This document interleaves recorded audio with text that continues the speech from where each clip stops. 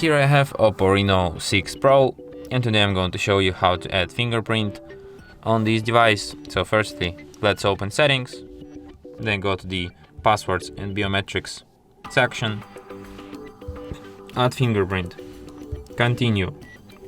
Then you have to set up your screen lock.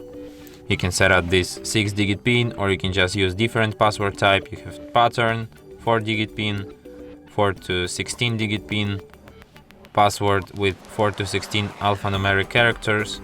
I'll just pick 4-digit pin. Then you have to enter your pin, confirm it, find a fingerprint sensor which is located here, and tap it with your finger several times, just like this.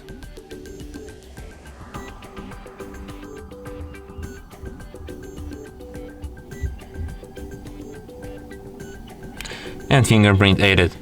And now, for example, you can unlock your device without entering PIN code, with only just your fingerprint,